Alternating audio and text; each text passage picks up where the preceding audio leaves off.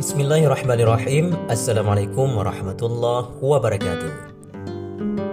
Sahabatku beriman, di video kali ini akan kita bahas tentang kisah kelahiran Nabi besar Muhammad SAW, yang dimana kehidupannya ataupun kelahirannya hadapi kehilangan sampai 3 kali.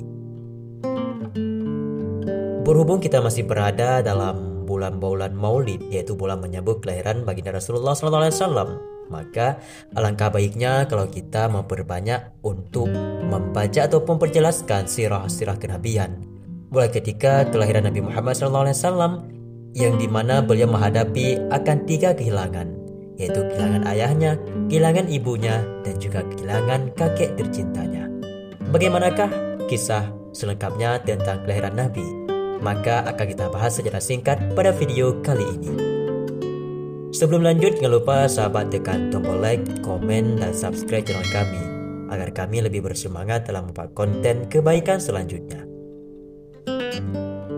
Kisah kelahiran Nabi Muhammad SAW bermula pada 12 Rabiul Awal ataupun bertepatan pada tahun gajah atau bertepatan pada tahun 570 Masehi silam. Nabi Muhammad SAW merupakan Nabi utusan Allah Subhanahu Wa Taala yang menjadi penutup dari para Nabi. Untuk itulah beliau kerap disebut dengan Khatamul Anbiya. Melalui wahyu yang disampaikan pada Nabi Muhammad SAW juga, umat muslim berkesempatan untuk membaca dan mempelajari Al-Quran sebagai pedoman hingga sekarang ini.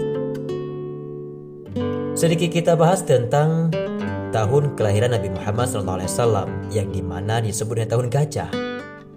Peristiwa tersebut bertepatan di mana pada tahun tersebut, yang dimana pasukan gajah dipimpin oleh Abrahah yang berasal dari beda negeri dan datang ke Mekah untuk menghancurkan Ka'bah.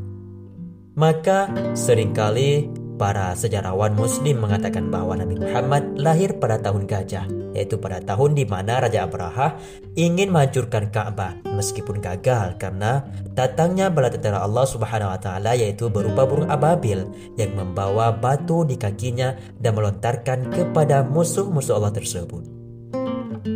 Maka pada bulan-bulan ini, yaitu bulan kelahiran Nabi Muhammad, tidak ada salahnya untuk kita mengenal lebih dalam soal Nabi Muhammad SAW, sosok Nabi terakhir dan pemimpin umat muslim yang ada di muka bumi ini. Kisah kelahiran Nabi Muhammad SAW, beliau terlahir tanpa seorang ayah. Nabi Muhammad SAW lahir pada tanggal 12 Rabiul Awal, tahun gajah atau 570 Masehi, tepatnya pada hari Isnin, di kota Mekah. Waktu kelahiran Nabi Muhammad ini diceritakan sendiri oleh Nabi Muhammad SAW melalui Abu Qatadah. Beliau bersabda, "Zaka yaumu wulidtu fihi wa yaumu bu'ithtu au anzila alayya fihi." Itu adalah hari aku dilahirkan, diangkat menjadi nabi, dan diturunkannya kepadaku Al-Quran pertama kali. Hadis riwayat Muslim. Beliau terlahir dari pasangan Abdullah bin Abdul Muttalib, saudara saudagar yang sering berpergian ke negeri Syam, dan Aminah bin Wahab. Abdullah, ayah dari Rasulullah SAW, merupakan anak dari pemimpin suku Quraisy yang sangat dihormati di kalangan warga. Sementara Aminah merupakan pemimpin dari Bani Zuhrah. Ia adalah sosok wanita paling mulia dalam hal keturunan dan kedudukannya di kalangan suku Quraisy, sebagaimana diceritakan oleh Abul Hasan Al-Ali Hasani An-Nadwi melalui tulisannya yang berjudul Sirah Nabawiyah, sejarah lengkap Nabi Muhammad SAW. Namun Abdullah meninggal dunia saat Aminah mengandung Nabi Muhammad SAW yang saat itu baru saja berusia 2 bulan. Sehingga Nabi Muhammad terlahir sebagai sosok seorang yang tanpa didampingi oleh seorang ayahnya.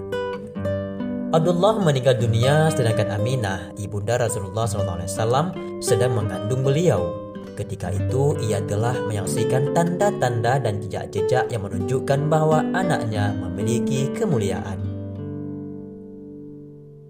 Nabi Muhammad SAW dan ibu susunya. Dikisahkan dari buku Sirah Nabawiyah Ibnu Hisham karya Ibnu Hisham, Kisah kelahiran Nabi Muhammad SAW berlanjut saat sang ibu yaitu Aminah mengutus seorang untuk mengabarkan tentang kelahiran anaknya kepada Abdul Muttalib, yaitu kakek Rasulullah SAW. Abdul Muttalib sangat senang dengan kelahiran Nabi Muhammad. Sejarawan menyebut Abdul Muttalib membawa bayi Nabi Muhammad SAW ke Ka'bah. Hal ini dilakukan untuk berdoa sekaligus sebagai ucapan rasa syukur kepada Allah atas kelahiran Nabi Muhammad. Kakek Rasulullah SAW itu kemudian menyerahkan bayi Muhammad kepada salah seorang ibu susuan dari Bani Sa'ad bin Bakar. Ibu susuannya bernama Halimah binti Abi Zu'aib. Sebelum Halimah menjadi ibu susu yang terpilih, diceritakan bahwa saat itu Halimah dan rombongannya pergi ke Mekah. Di sana mereka kemudian ditawari untuk menyusui bayi Muhammad. Namun rombongan Halimah menolak tawaran tersebut. Mereka beralasan bahwa Muhammad saat itu adalah seorang anak yatim, sementara mereka membutuhkan imbalan dari ayah sang bayi. Di tengah-tengah kelompok yang menolak akan Nabi Muhammad, hanya Halimahlah yang bersedia dan bersikeras untuk menyusui bayi Muhammad, hingga ia dan suaminya berhasil membawa sang bayi pulang. Nabi Muhammad SAW pun saat itu tinggal bersama ibu susunya di dusun Bani Sa'ad selama 4 tahun. Perlu diketahui bahwa zaman dulu masyarakat Arab memiliki kebiasaan menyusukan anak-anak mereka kepada perempuan-perempuan desa. Hal tersebut mereka lakukan untuk bertujuan agar anak-anaknya tumbuh di lingkungan pedesaan dan udaranya masih bersih yang berada di lingkungan dengan bahasa Arab yang fasih. Agar anak dapat berbicara bahasa yang asli, bahasa Arab kaum Badui sejati, bahasa yang belum rusak karena belum dipengaruhi bahasa asing. Dengan demikian, anak dapat bertutur kata dengan bahasa Arab yang baik dan dialek Arab yang asli serta fasih. Begitulah tercantum kisahnya dari sebuah tulisan Munawar Khalil dalam kelengkapan tarikh Nabi Muhammad. Kisah wafatnya sang ibu dan juga kakek tercintanya Abdul Muttalib. Muhammad kecil saat berusia 5 tahun sudah kembali ke rumahnya. Ia mulai kembali hidup bersama ibundanya dan juga kakek tercintanya. Namun tak lama setelah itu, tepatnya saat Rasul berusia 6 tahun, Nabi Muhammad juga kehilangan sang ibu tercintanya Siti Aminah yang meninggal dunia setelah mereka berdua ziarah ke makam Abdullah, yaitu ayahnya Nabi. Aminah dikabarkan jatuh sakit sebelumnya dan dikuburkan di sebuah desa bernama Abwa.